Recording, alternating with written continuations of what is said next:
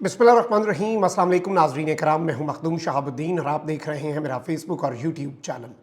उम्मीद करता हूं आप सब लोग बखैर वाफियत होंगे और जहां भी होंगे अपने अहले खाना समेत खुश भी होंगे और महफूज भी।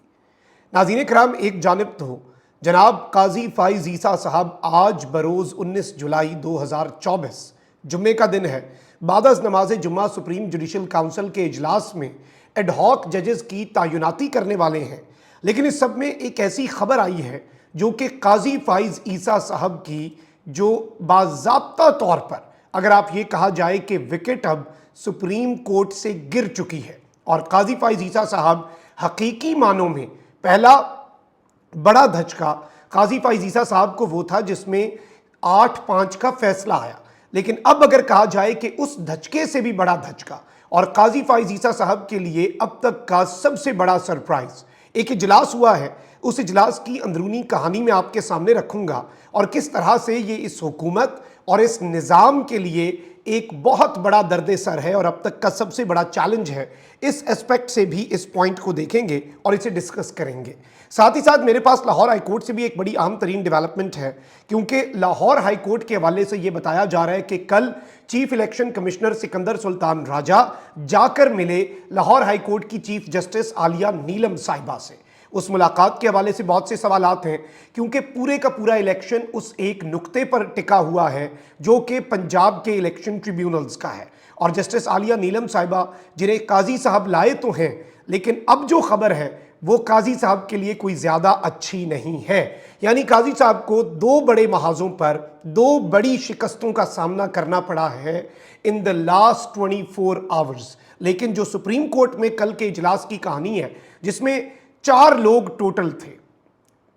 3 जज और एक और शख्सियत, और इनमें से एक शख्सियत वीडियो लिंक पर थी और इस इजलास ने किस तरह से बाजी पलटी है पहले हमने उसे डिस्कस कर लेना है। अगर अभी तक आपने इस वीडियो को लाइक नहीं किया तो लाइक ज़रूर कर दें। आपके लाइक्स और कमेंट्स हमारे लिए बहुत ज़्यादा इंपॉर्टेंट हैं। साथ ही साथ जिन लोगों ने चैनल को सब्सक्राइब नहीं किया वो मुनासिब समझें, बेहतर समझें। हम 2 मिलियन सब्सक्राइबर्स की माइलस्टोन के बहुत करीब हैं, तो आप सब्सक्राइब करके शुक्रिया का मौका भी दे सकते हैं। सबसे पहले तो डिस्कस कर लेते हैं नाज़रीन इकराम के इस वक्त जो मुलाकात का चर्चा है जो कल हुई। और आपको ये मालूम होना चाहिए कि लाहौर हाईकोर्ट के जस्टिस मलिक शहजाद ने कुछ ट्रिब्यूनल्स बनाए। इलेक्शन कमीशन को उन ट्रिब्यूनल्स पर एतराज़ था क्योंकि पूरे का पूरा इलेक्शन पंजाब के इलेक्शन ट्रिब्यूनल्स पर टिका हुआ है। अगर पंजाब में हक और सच फतह पाता है और ट्रिब्यूनल्स आइन के और कानून के मुताबिक काम करते हैं तो 8 फरवरी का इलेक्शन रिवर्स हो जाएगा। सुप्रीम कोर्ट में पटिशन की भी जरूरत नहीं पड़ेगी, फॉर्म 47 वाले MNA जुड़ जाएंगे, जिनके नतीजे में मरियम नवाज और शहबाज शरीफ दोनों की हुकूमतें धड़ाम करके जमी बोस हो जाएंगी। इसमें कोई दूसरी राय नहीं है, इसमें कोई अगर मगर या कोई इफ्स एंड बट्स नहीं है। तो इस सब में काजी फ़ाइज़ ईसा साहब ने वो लाहौर हाई कोर्ट का फैसला उड़ा दिया और कहा कि चीफ इलेक्शन कमिश्नर जाकर मिलें लाहौर हाई कोर्ट की चीफ जस्टिस से और मामलात तय करें। अब कल जो मुलाकात हुई तो उस मुलाकात में सहाफ़ियों ने जब उसे रिपोर्ट करने की या चीफ इलेक्शन कमिश्नर की वीडियो बनाने की कोशिश की तो सहाफ़ियों पर भी बड़ा अताब आया सिक्योरिटी की तरफ से। और अब ये बताया जा रहा है कि काजी फ़ाइज़ ईसा साहब के हुक्म पर सिकंदर सुल्तान राजा जस्टिस आलिया नीलम से मिलने तो गए, लेकिन उस मीटिंग से वापसी पर सिकंदर सुल्तान राजा साहब का चेहरा उतरा हुआ था और यूं लग रहा है कि मैंने वैसे कल ये बात कही थी कि जस्टिस आलिया नीलम साहिबा जो हैं उनके हवाले से अगले 48 से 72 घंटों में वाज़ेह हो जाएगा कि वो जस्टिस आमिर फारूक या जस्टिस काजी फ़ाइज़ ईसा बनना चाहती हैं या तारीख़ में जस्टिस कॉर्नेलियस की तरह अपना नाम सुनहरी हरूफ में लिखवाना चाहती हैं। क्योंकि वो खातून चीफ जस्टिस हैं पहली, तो इसलिए उन पर एक्स्ट्रा बर्डन भी है। अब ये बताया जा रहा है कि जस्टिस आलिया नीलम जो हैं उन्होंने ये कहा कि पहले मरहले में वही ट्रिब्यूनल्स काम करेंगे जिन्हें जस्टिस मलिक शहजाद साहब जो हैं वो तैनात करके गए। अब यहाँ पर एक और बड़ी अहम तरीन चीज़ है, वो ये है कि जस्टिस आलिया नीलम की लाहौर हाई कोर्ट में चीफ जस्टिस नामजदगी का सबसे अहम तरीन नुक्ता ये था। और इस हवाले से शफकत अली साहब हैं, ये जर्नलिस्ट हैं, इन्होंने ये 2 जुलाई को भी बात कह दी थी कि आलिया नीलम साहिबा को मुतफ़िक़ा तौर पर नामजद किया गया है। यानी जस्टिस मुनीब और जस्टिस मंसूर अली शाह ने भी जस्टिस आलिया नीलम की नामजदगी के हक़ में वोट दिया। और अब ये वो क्लेम कर रहे हैं क्योंकि ये यूनानिमस डिसीजन से आई हैं, सिर्फ काजी साहब की मर्जी से नहीं आई, तो इसलिए ये इस तरह के सरप्राइजेस दे रही हैं। और इस सब के अंदर इन्होंने अब ये क्लेम किया है कि लाहौर हाई कोर्ट की सियासत को जस्टिस मंसूर अली शाह से बेहतर कोई नहीं समझ सकता। तो जस्टिस मंसूर अली शाह साहब ने कुछ सोच समझकर जस्टिस आलिया नीलम साहिबा को वोट दिया सुप्रीम जुडिशल काउंसिल में, वरना आपको पता है कि इस वक्त मंसूर अली शाह साहब, जस्टिस मुनीब अख्तर एक सेपरेट आइडियोलॉजी रखते हैं और काजी साहब जो हैं वो एक अलग आइडियोलॉजी रखते हैं। अब यहाँ पर एक और चीज़ इंपॉर्टेंट ये है कि लाहौर में मैच पड़ गया है, और अगर वो ये एक लफ्ज़ में इसे डिसाइड किया जाए तो ये है कि वो नहीं मान रही, यानी जस्टिस आलिया नीलम साहिबा जो हैं वो डट गई हैं और वो भी अब टफ टाइम जो है इस सिस्टम को, इस निज़ाम को अपेरेंटली दे रही हैं। क्या अब वो इस पर साबित कदम रहती हैं, ये तो वक्त साबित करेगा। लेकिन एक इंटरेस्टिंग डेवलपमेंट जो कल हुई, जिसने काजी साहब को मजीद अवाम के सामने वाजे कर दिया है, मैं वो लफ्ज़ इस्तेमाल नहीं करना चाहता जो काजी साहब हो चुके हैं अवाम के सामने, लेकिन मैं ये समझता हूँ कि काजी साहब ने अपनी पोजीशन जो है वाजे कर दी है, क्योंकि कल कौमी असम्बली में मखसूस नशिस्तों पर हल्फ लेने वाले मेंबरान ने सुप्रीम कोर्ट के 13 रुकनी फुल कोर्ट के फैसले पर नजरसानी के लिए ज़ाती तौर पर सुप्रीम कोर्ट में दरख्वास्त दायर की, और जनाब काजी फाइज ईसा साहब की लगाई गई जो रजिस्ट्रार हैं सुप्रीम कोर्ट की, उन्होंने फौरी तौर पर डायरी नंबर लगा दिया। PTI को मखसूस नशिस्तें देने के खिलाफ नून लीग की नजरसानी दरख्वास्त पर नंबर अलॉट हुआ। लेकिन ये जो नंबर अलॉट हुआ है, इसके बाद अब एक चीज़ आप याद रखिएगा कि एक प्रैक्टिस एंड प्रोसीजर एक्ट लाया गया था। काजी साहब इस एक्ट पर लुडियां डालते हुए नजर आते थे, जस्टिस उमर अता बंदयाल को बड़े धचके लगे, लेकिन अब काजी साहब जो उस गड्ढे में जो जस्टिस उमर अता बंदयाल के लिए इस गवर्नमेंट ने खोदा था, इस गवर्नमेंट के चहीते काजी फाइज ईसा साहब जो हैं वो अब खुद उस गड्ढे में गिर चुके हैं, क्योंकि अब जो बेंच बनते हैं या फिर केस को फिक्स करना है वो फैसला ये कमेटी करती है। और मैंने सुप्रीम कोर्ट में खड़े होकर, जिस दिन ये 8-5 का फैसला आया था ना, मेरा व्लॉग उठा के देख लें, काफ़ी टाइम हो गया है उस फैसले को, ठीक है जी, मैंने उस वक्त ये बात कर दी थी कि जी असल खबर ये नहीं है, असल खबर ये है कि जस्टिस मंसूर और जस्टिस मुनीब अख्तर, काजी साहब के बाद जो सीनियर मोस्ट 2 जज हैं जो कि इस 3 रुकनी कमेटी में हैं, उन्होंने ये मखसूस नशिस्तें PTI को दी हैं, जिसका मतलब ये है कि वो दोनों अब एक अलग साइड पे हैं और काजी फाइज ईसा एक अलग साइड पे है। इंपॉर्टेंट चीज़ ये भी है कि जस्टिस मुनीब और जस्टिस काजी अलग साइड पे थे, जस्टिस मंसूर बिल्कुल एक दरमियान वाली चीज़ थी, तो वो जस्टिस काजी फाइज ईसा साहब की तरफ माजी में जब काजी साहब जब तक खुलकर सामने नहीं आई, उन्होंने अपनी असल नहीं दिखाई, तो जनाब जस्टिस मंसूर अली शाह साहब जो है वो अपना वजन बहुत मरतबा काजी साहब के पलड़े में डाल देते थे। अब ये 3 जजेस की कमेटी जो है,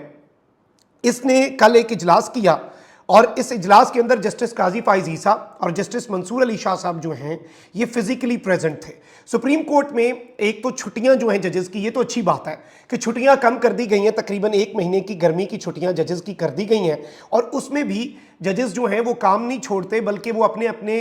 जो शहर है, जो आबाई शहर है, उसमें चले जाते हैं। जैसे लाहौर वाले जज सुप्रीम कोर्ट की लाहौर रजिस्ट्री से केस सुन लें, कराची वाले जज जो हैं वो कराची रजिस्ट्री से केस सुन लें, ऐसे होता है। तो जस्टिस मुनीब जो है वो इस वक्त कराची जो है वहाँ पर मौजूद थे। तो इस इजलास के अंदर ये 3 जजेस की कमेटी है और इसके अंदर जो रजिस्ट्रार हैं वो भी मौजूद होती हैं, जजीला असलम साहिबा। तो जस्टिस काजी फाइज ईसा और जस्टिस मंसूर इसमें फिजिकली प्रेजेंट थे, रजिस्ट्रार साहिबा भी, और जस्टिस मुनीब अख्तर साहब जो हैं वो वीडियो लिंक पर मौजूद थे कराची से। और इस सब के अंदर एक चीज़ तो पहले ये डिसाइड हुई कि इस महीने के बेंचेस ऑलरेडी बना दिए गए हैं, और काजी साहब ने कहा कि जी रजिस्ट्रार साहिबा इस मीटिंग का एजेंडा बताएं। तो रजिस्ट्रार साहिबा ने कहा कि जी पहला एजेंडा ये आ गया है कि रिव्यू पिटीशन नून लीग की हुकूमत की तरफ से और नून लीग की तरफ से दायर कर दी गई है कि मखसूस नशिस्तें जो PTI को दी गई हैं उस पर। तो जस्टिस मंसूर अली शाह साहब ने कहा कि देखें जी, कानून ये है कि रिव्यू उस वक्त तक नहीं किया जा सकता जब तक डिटेल्ड जजमेंट जो है वो नहीं आती, यानी जब तक तहरीरी तफसीली फैसला नहीं आता। और मंसूर अली शाह साहब ने ही चूंकि वो फैसला सुनाया और गालिबन वही वो फैसला लिख रहे हैं, तो उस फैसले में चूंकि तमाम तर वो पॉइंट्स होंगे जिनकी बुनियाद पर वो फैसला दिया गया, तो अपील तो तभी की जा सकती है जब जज अपनी वजह बताएगा। आप ऐसे कैसे मुंह उठा के अपील कर सकते हैं, ये कानून है। तो जस्टिस मंसूर अली शाह साहब ने कहा कि कम अज़ कम मिनिमम अगर हम स्पीड अप भी करें प्रोसेस को, तो 2 हफ्ते लगेंगे हमें ये तफसीली फैसला जारी करने में। तो रजिस्ट्रार साहिबा ने कहा कि देखें जी, आपने 15 दिन दिए हुए हैं PTI वालों को पार्टी ज्वाइन करने के, आज़ाद को, तो वो चाहते हैं जल्दी जल्दी ये फैसला हो जाए। लेकिन जस्टिस मुनीब अख्तर जो हैं उन्होंने एंडोर्स किया जस्टिस मंसूर अली शाह साहब के पॉइंट को, और साथ जस्टिस मुनीब अख्तर ने एक्स्ट्रा पॉइंट ये रेज़ किया कि जज हॉलीडे पे भी हैं, तो काजी साहब जो हैं वो दलाइल देने लग पड़े, क्योंकि सारी बात है इस केस को फिक्स करना बहुत ज़रूरी था काजी साहब के लिए। तो काजी साहब ने कहा कि मुतासरा फरीक का हक होता है, और सुप्रीम कोर्ट रूल्स जो हैं वो कहीं से पता नहीं क्या क्या काजी साहब पढ़ के सुनाने लगे। तो काजी साहब ने एक और ऑफर भी कर दी कि अगर फुल कोर्ट बिठानी है, वापस उन 13 जजेस को बुलाना है, मैं सबकी छुट्टियां मनसूख करके सबको इस्लामाबाद बुला लेता हूँ, हम दोबारा से ये केस सुन लेते हैं। तो जस्टिस मुनीब अख्तर साहब ने कहा कि देखें जी, आ गई आपने 1 महीने की छुट्टियां दी हैं, पिछली कम कर दी हैं, जज अपनी अपनी जगह पे जा चुके हैं, वहां से उन्हें बुलाना और ये रूटीन के साथ चीज़ें चलाएं ना, एक्स्ट्रा क्या आपको इसके लिए करना पड़ गया। तो काजी साहब चूंकि विजिबली इरिटेटेड नजर आए और काजी साहब तेज़ आवाज़ में बोले चले चले जी आगे बढ़े, अगला एजेंडा बताएं। तो जस्टिस मुनीब अख्तर ने कहा नहीं नहीं, इतने ज़रा पहले रिकॉर्ड सेट कर लीजिए ना, ही इज़ एन ऑनरेबल जज ऑफ द सुप्रीम कोर्ट और ये कमेटी है जिसमें तीनों का बराबर वोट है। काजी साहब कोई उस कमेटी में ये नहीं कि बादशाह सलामत के सामने दरबारी बैठे हैं या किसी चौधरी के सामने, किसी लैंडलॉर्ड के सामने कमी बैठे हैं, भाई ये एक बाकायदा कमेटी है। तो जस्टिस मुनीब साहब जो हैं उन्होंने कहा डोंट शाउट एट मी, ये चीखें अपनी तेज़ आवाज़ कहीं और रखें, यू कांट डू दिस, आप ये सब नहीं कर सकते, ये कमेटी है और लेट्स बी ऑनेस्ट, आगे नहीं बढ़ना, 2-1 से आपका मौक़िफ़ रिजेक्ट है काजी साहब, अब मज़े करें। तो काजी साहब ने कहा ठीक है जी। जस्टिस मंसूर अली शाह साहब ने वैसे इस मामले को ठंडा भी किया। तो काजी साहब ने कहा कि अगले एजेंडा आइटम पे आएँ, तो उसमें एक और 5 रुकनी बेंच का फैसला था, उस पर रिव्यू की बात हुई। तो काजी फ़ाइज़ ईसा साहब जो हैं उन्होंने कहा कि नहीं नहीं, ये रिव्यू नहीं लगा सकते, पिछले वाले रिव्यू पे वो कह रहे थे लगा सकते हैं, तो इस पर उन्होंने कहा नहीं नहीं, ये रिव्यू नहीं लगाना। तो जस्टिस मुनीब साहब ने चुटकुला छोड़ा कि ये तो 5 जज मौजूद हैं इस्लामाबाद में, इस मामले में आप कह रहे हैं रिव्यू नहीं लगना और बाकियों की छुट्टियां मनसूख करके भी आप बुलाने लगे थे। तो जस्टिस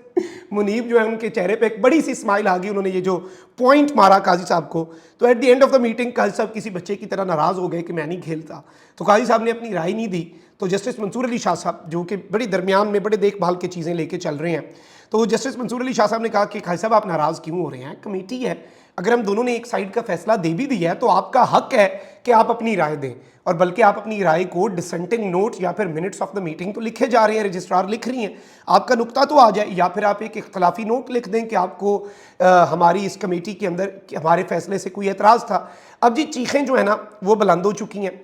सिद्दीकी साहब हैं जी, कोर्ट रिपोर्टर हैं, विजिबली सीनियर रिपोर्टर हैं जी, लेकिन विजिबली काजी फ़ाइज़ ईसा साहब जो हैं ही साइड्स विद हिम। ऑब्वियसली काजी साहब के खिलाफ भी कुछ साफ़ी हैं, काजी साहब के हक़ में भी, चले वो उनकी अपनी मर्ज़ी है। तो इस सब के अंदर अब्दुल क़य्यूम सिद्दीकी साहब जो है उन्होंने एक ट्वीट किया कि मखसूस नशिस्तों के अक्सरियती फैसले के खिलाफ मुस्लिम लीग नून की नज़र षानी की दरख्वास्त पर नंबर लगाकर 3 रुकनी जजेस कमेटी को भिजवाई गई और 2 अरकान का कहना था कि हम जैसे मेहनती जजों को छुट्टी भी करना है, हम 2 माह की छुट्टियों पर जा रहे हैं, और बहाना ये बनाया कि अभी तो तफसीली वजूहात भी नहीं आई, लिहाजा 2 माह बाद जब हम छुट्टियाँ करके आएंगे तो मुकर्रर की जाए। यानी ये कह रहे हैं ये है पूरा सच। तो एक चीज़ वाज़ेह है कि काजी साहब के लिए बिलाशुबा it was a big blow to honourable chief justice of Pakistan जनाब काजी फ़ाइज़ ईसा साहब, और चीखें जो हैं वो भी बुलंद हो चुकी हैं। तो जैसे जस्टिस मुनीब जो हैं वो जो उन्होंने पॉइंट मारा उस पर हंस पड़े, तो हम भी इन ट्वीट्स के ऊपर सिर्फ हंस ही सकते हैं। लेकिन this is the biggest defeat for Qazi Faez Isa. Now Qazi Faez Isa साहब मैक्सिमम उनके पास पता है क्या इख्तियार रह गया है, मैक्सिमम उनके पास इख्तियार रह गया है किसी बेंच में बैठ के, वही एक आम जज वाला, क्योंकि बेंच तो वो बना नहीं सकते, कमेटी बनाती है। तो काजी साहब बस अब सीनियर तो हैं ही हैं, चीफ जस्टिस भी हैं, लेकिन एक्स्ट्रा कोई इख्तियार मुझे नज़र नहीं आ रहा। अगर कोई हो तो मुझे बताइएगा, रहनुमाई फरमाइएगा। एडमिनिस्ट्रेटिव शायद कोई इख्तियारात हो, अदालती मामलात के अंदर कोई एक्स्ट्रा इख्तियार, बल्कि काजी साहब को भी जिस बेंच में बिठाना या नहीं बिठाना अब तो ये फैसला भी कमेटी करती है। तो अगर वो कमेटी कह दे काजी साहब आराम से बैठ के आप अपने केस ना सुने आज,